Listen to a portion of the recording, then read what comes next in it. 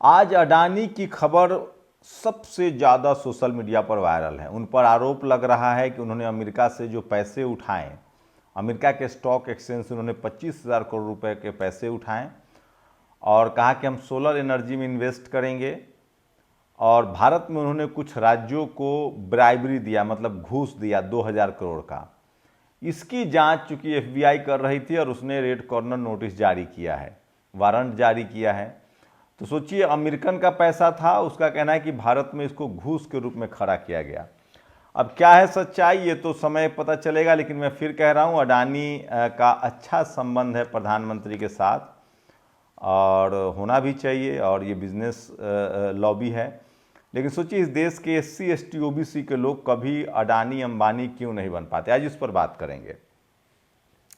इस देश में कभी बिरला, कभी टाटा, कभी बजाज, कभी अंबानी, कभी अडानी, ये इसलिए बिजनेसमैन नहीं बन पाते कि इनके पास बहुत पैसा है या इनका ये बड़ा मेहनती लोग हैं। मेहनत तो इस देश के मजदूर कामगार लोग करते हैं, जो लोहे का काम करते हैं, लकड़ी का काम करते हैं, सड़क बनाते हैं, बिल्डिंग बनाते हैं, जो चमड़े का काम करते हैं, जो खेती किसानी है। कैसे बिजनेसमैन बनता है, उस पर बात करूंगा। और भारत का कॉरपोरेट बिजनेसमैन किस कदर अंधविश्वासी, कर्मकांडी, झूठा और बेईमान है, इस पर भी बात करूंगा। और कैसे वो इस देश के 90% लोगों के खिलाफ है, और कैसे अमेरिका का जो कॉरपोरेट है वो कैसे देश को असली राष्ट्रवादी है, वो कैसे स्कूल कॉलेज विज्ञान को लेकर आगे बढ़ता है, ये इस वीडियो से पता चलेगा। तो ये एक तस्वीर दिखा रहा हूं, ये तस्वीर है एलन मस्क की। ये आज के डेट में दुनिया का सबसे बड़ा टेक्नोक्रेट बिजनेसमैन है। ये अंडा नहीं बेचते हैं, तेल नहीं बेचते हैं, ये साबुन नहीं बेचते हैं, सब्जी नहीं बेचते हैं। ये सिर्फ इंटरनेट सर्विस प्रोवाइडर है, स्टारलिंक नाम है, जो अब भारत में भी लाना चाहते हैं। और ये पैसा इन्वेस्ट करते हैं टेक्नोलॉजी पर। ये शख्स जब पैसा कमाता है, आज भी एलन मस्क के पास अपना घर नहीं है। वो शख्स अभी फिलहाल वो डोनाल्ड ट्रंप के घर में रहते हैं। वो जिस शहर में जाता है उस शहर के लोग के यहाँ रहता है। उसकी कोई मतलब एक यहीं किसी शायर ने कहा है कि जितना सामान कम होगा उतना यात्रा आसान होगा। तो कोई सामान नहीं है, कोई लगेज नहीं है, कोई घर नहीं, लेकिन ये शख्स कैसे अमेरिका को मजबूत कर रहा है, ये समझिए। ये शख्स अपना पैसा टेक्नोलॉजी में लगाता है, इन्वेस्ट करता है, कॉलेज यूनिवर्सिटी में, रिसर्च सेंटर में। इसके पास नासा, जिसकी कसमें खाते हैं लोग तमाम झूठ सच के, लेकिन नासा ने प्रूफ किया है। ये शख्स नासा से बड़ा इसका अपना रिसर्च सेंटर है, और उससे नया जो स्पेस एयरक्राफ्ट बन रहा है वो आपको दिल्ली से अमेरिका पहुंचा देगा आधे घंटे में। सोचिए, पटना से और दिल्ली की दूरी है 1,000 किलोमीटर। वो सोचिए 36,000 के घंटे की रफ्तार से वाला स्पेस क्राफ्ट आपको 10 मिनट में पहुंचा देगा। दिल्ली से बेंगलोर आपको जाना है, 2500 किलोमीटर है, 15 मिनट में आप पहुंच जाएंगे। इतना ही नहीं, ये शख्स स्टारलिंक के जरिए इंटरनेट देगा। मतलब अब केबल की जरूरत नहीं है, तार की जरूरत नहीं है, और वो जो बड़े बड़े जो टावर लगे हुए हैं जिससे पॉल्यूशन भी होता है उसकी भी जरूरत नहीं है। सीधे सैटेलाइट से आपको इंटरनेट मिलेगा। ये मैं झूठ नहीं बता रहा हूँ, मैं उस तरह नहीं झूठा पत्रकार हूँ जो आपको बताए कि 2000 के नोट में चिप लगे हुए हैं, सैटेलाइट पकड़ लेगा। ये सब फर्जी है। अब भारत के अपने सैटेलाइट जो है वो भी लॉन्च हो रहे हैं एलन मस्क के। अब एलन मस्क दुनिया का सबसे बड़ा, नासा से भी बड़ा रिसर्च सेंटर बन गया है। तो ये शख्स अपना पैसा कहाँ लगाता है, तकनीक का विकास करता है। बताऊंगा भारतीय के बिजनेसमैन क्यों भ्रष्ट हैं और किस तरह से आपको धोखा दे रहे हैं और फ्रॉड करते हैं। अब सोचिए, ये सब कुछ एलन मस्क को अपने बाप दादा से कुछ नहीं मिला। ये सब कुछ इस शख्स ने पिछले 15-20 साल में कमाया है। और भारत में बिजनेस बाप दादा कैरी फॉरवर्ड करते हैं। अब सोचिए, अब ये एक्स का भी मालिक है, जिसको हम ट्विटर कहते हैं। आप सोचिए कि अमेरिका में एक्स भी बना, व्हाट्सएप भी बना, गूगल भी बना, ये सब स्टार्टअप है। अमेजन ऊबर, ये सब नई कंपनियां हैं जो अब करोड़पति अरबपति है। क्यों? क्योंकि रिसर्च बेस्ड है। आर्टिफिशियल इंटेलिजेंस एआई कहाँ बना? अमेरिका में बना। अब एलन मस्क जो है वो अमेरिका को सुपर पावर फिर से बनाना चाहता है, क्योंकि चीन इसके पीछे पड़ा हुआ है। अमेरिका के मुकाबले चीन सबसे ज़्यादा खर्च कर रहा है कॉलेज में, यूनिवर्सिटी में, रिसर्च सेंटर पर। उसने भी 18,000 से लेकर किलोमीटर प्रति घंटे की रफ्तार वाला विमान तैयार कर लिया है। फाइटर प्लेन भी स्टील कर लिया। हम लोग अभी विदेश से खरीद रहे हैं। क्यों खरीद रहे हैं ये भी बताएंगे। तो ये है अमेरिका का बिजनेसमैन। ये जो पैसा कमाता है वो कहाँ इन्वेस्ट करता है? रिसर्च में, नए नए रिसर्च करता है। इसने एक ऐसा रोबोट बनाया है जो 50,000 10,000 सैनिकों को चारों तरफ से घूम घूम कर गोली मार देगा, और उस पर आप गोली चलाते रहिए, बम चलाते रहिए, कुछ नहीं होगा। मतलब ग्राउंड पर भी जब लड़ाई होगी, एक तो जहाज बना रहा है बमबारी के लिए, मिसाइल बना रहा है, रॉकेट लॉन्च कर रहा है, तो ये डेवलप कर रहा है। अब ये जो फेसबुक वाला है, मेटा वाला, जो जुकरबर्ग है, वो भी अमेरिका का है। सोचिए। अब आपको ले चलते हैं। तो ये रहा अमेरिका के बिजनेसमैन जो नया नया वो, अच्छा, उनका जो खाने पीने का जो सामान है वो भी ग्लोबल हो जाता है, क्योंकि वो नया रिसर्च का। केएफसी वाले को देखिए, पेप्सिको को देखिए। अब ये लोग अपने देश को लूटते नहीं। अब एप्पल वाले को देखिए, एप्पल की कितनी बड़ी इकोनॉमी है। वो लेटेस्ट मोबाइल, लेटेस्ट लैपटॉप, क्योंकि एप्पल इसलिए सक्सेस है क्योंकि वो रिसर्च सेंटर है। वहां के धन्ना सेठ सिर्फ फायदा नहीं कमाते हैं और दूसरे जगह जाके पैसा नहीं लगाते हैं। वो अपने ही देश में रिसर्च करते हैं, रिसर्च सेंटर बनाते हैं, और सबको जाति नहीं देखते हैं। टैलेंट को नौकरी देते हैं, सबको नौकरी देते हैं, सबको पढ़ने का मौका देते हैं, इसलिए वो आगे हैं। अब आइए, अब भारत के धन्ना सेठ लोग क्या करते हैं। यहां बिजनेस होता है, इनके दादा बिजनेस कर रहे थे, फिर इनके परदादा कर रहे थे, बाप कर रहे थे, बेटा कर रहे थे। कोई जरूरत नहीं है दिमाग लगाने की।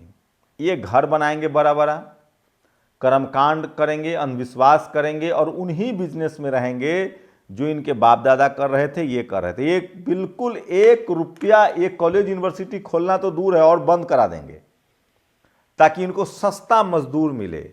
सब पढ़ लिख जाएगा, होशियार हो जाएगा, तो इनका ठेला कौन चलाएगा।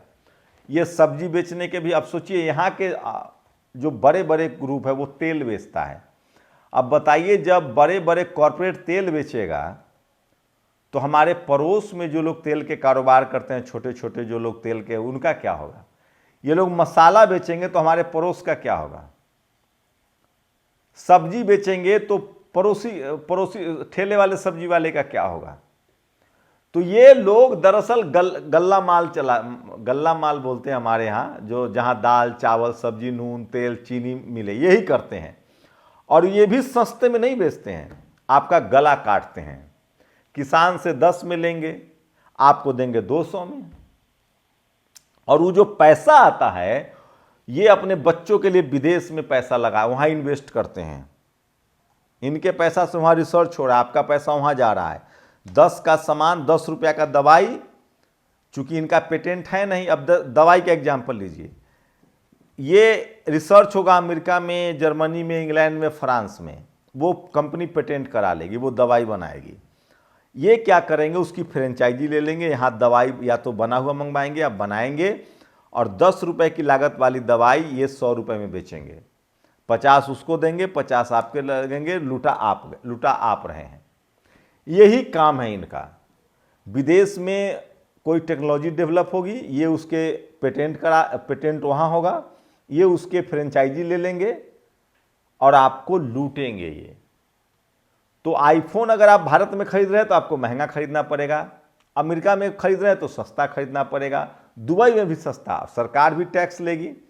तो हमारे जो बिजनेसमैन हैं ये विशुद्ध रूप से लुटेरे हैं, और लूट के पैसा क्या करते हैं, देश में लगाते, सेना के टेक्नोलॉजी पर खर्च करते तो भी मान लेता नहीं। ये लूट के अपना बड़ा बड़ा महल बनाते हैं, बीच बीच में कभी शादी ब्याह करा देंगे, कभी दान दक्षिणा दे देंगे, कर्मकांड और अंधविश्वास फैलाएंगे। ये कॉलेज यूनिवर्सिटी नहीं बनाएंगे, ये रिसर्च सेंटर नहीं बनाएंगे, ये हॉस्पिटल बनाते हैं तो वहाँ भी लूटते हैं।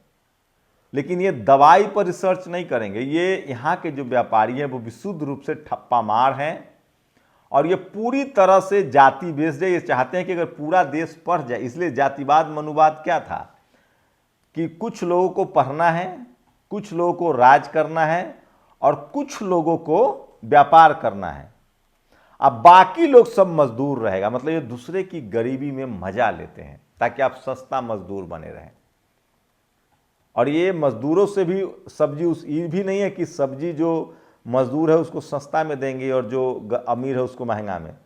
तो भारत के जो जातिवादी मनुवादी व्यापारी हैं ये विशुद्ध रूप से लुटेरे हैं और ये देश के नाम, राष्ट्रवादी तो बिल्कुल नहीं। अगर राष्ट्रवादी होते तो ये अपना पैसा विदेश में नहीं लगाते। अपने बच्चों के लिए इन्होंने तमाम सुख सुविधा विदेश में कर रखा है और जिस दिन मन करेगा उस दिन विदेश सेटल हो जाएंगे। दरअसल कायदे से तो इस देश में अगर राष्ट्रीयकरण होना चाहिए और इन सबकी संपत्ति जब्त करके ज्ञान विज्ञान स्कूल कॉलेज, लेकिन ये तब होगा जब आप कोई इस तरह के विजनरी नेता चुनेंगे। तो ये फर्क है। इसलिए एलन मस्क हो या अमेजन का मालिक हो, और सोचिए ये दूसरे को आने देना भी नहीं चाहते हैं। ये लोग made in China, made in Korea, made in America, made in Germany या वहाँ के रिसर्च को पैसा देकर खरीदते हैं या वहाँ से माल मंगवाते हैं और यहाँ महंगा बेचते हैं। विशुद्ध रूप से भारत सिर्फ भारत को इन लोगों ने खरीदार बना दिया है। सोचिए दुनिया की दूसरी सबसे बड़ी आबादी थी, अब हम लोग पहली बड़ी आबादी बन गए हैं। लेकिन जिस देश में रिसर्च नहीं होगा, जिस देश में स्कूल कॉलेज यूनिवर्सिटी नहीं खुलेंगे, नया नया रिसर्च नहीं होगा, सोचिए अगर हरित क्रांति नहीं होती तो क्या सबका पेट भरता? तो ये लोग यहां तक कि खेती में भी लोग नया रिसर्च नहीं करते हैं। तो सोचिए कैसे इस देश के 90% लोगों को लूटा जा रहा है। ये है फर्क भारत के कॉरपोरेट में और विदेश। और ये बैंकों से लोन भी लेते हैं, गरीब का पैसा लेते हैं, नौकरी सबको नहीं देते हैं। तो भारत का जो कॉरपोरेट है वो विशुद्ध रूप से परिवारवादी और जातिवादी है। इनका बिजनेस ये चाहते हैं कि हमारा मोनोपोली, सारा काम यही करेंगे। हल्दी भी बेचेंगे, धनिया भी बेचेंगे, जीरा भी बेचेंगे, तेल भी बेचेंगे, इंटरनेट भी यही बेचेंगे, किताब भी यही बेचेंगे, खिलौना भी यही बेचेंगे। लेकिन कोई अपना टेक्नोलॉजी नहीं विकास कर। कोई होता ना कि एक कोई चीज बनाते, उसको पेटेंट कराते और दुनिया भर में बेचते। भाई कोई नया चीज बनाओगे तभी ना दुनिया भर में फैलेगा। अब सब्जी तो अमेरिका में भी होता है, भारत में भी होता है, लेकिन दुनिया के दूसरे धन्ना सेठों को देखिए, वो KFC का नया टेस्ट बनाता है और पूरी दुनिया में छा जाता है। बर्गर बनाता है, पूरी दुनिया में छा जाता है। पेप्सिको बनाता है, पूरी दुनिया में छा जाता है। आलू का चिप्स बनाता है, पूरी दुनिया में छा जाता है। तो ये वही बिजनेस करेंगे जो पुश्तैनी बिजनेस है और पुश्तैनी ही इनका कब्जा है। इसलिए no research, no new technology, अपना बपौती धंधा को बरकरार रखना है ताकि 90% लोगों को लूटना है। और जितना विदेश में नई चीज खोज होगी उसको ज्यादा कीमत पर भारत में बेचना है। ये फर्क है। उम्मीद है आप लोगों को ये पसंद आया होगा। और मैं फिर कह रहा हूं, जो धन्ना सेठ वही असली राष्ट्रवादी है, देशभक्त है, जो देश का पैसा देश के लोगों पर खर्च करे, उसको रिसर्च पर खर्च करे ताकि नए नए लोगों को मौका मिले। काश, सोचिए, कल्पना कीजिए, काश यूट्यूब, फेसबुक, ट्विटर, AI, ये जहाज, एयरक्राफ्ट, मिसाइल बनता, हम नए नए हथियार, नए नए AI टेक्नोलॉजी, नया नया कंप्यूटर बनाते। काश एप्पल हमारे देश की कंपनी होती तो हम कहाँ होते? आज क्यों नहीं है? क्योंकि हमारा रिसर्च नहीं है। और इसके लिए कौन जिम्मेदार है? हम नहीं। इस देश के धन्ना सेठ जो अपने बच्चों को तो विदेश में रखता है, अपना घर विदेश में खोलता है और यहाँ प्रदूषण फैलाता है, आपको लूटता है और आपकी कमाई को सरकार टैक्स में लेती है और ये लोग महंगा सामान बेचते हैं। शुक्रिया। नेशनल दस्तक की आपसे गुजारिश है कि अगर इसको बचाना चाहते हैं तो नेशनल दस्तक को सब्सक्राइब करने के लिए रेड कलर के सब्सक्राइब बटन को दबाएं, फिर बेल आइकन की घंटी दबाएं नेशनल दस्तक को बचाने के लिए बहुत जरूरी है कि हर खबर को शेयर करें, लाइक करें, कमेंट जरूर करें।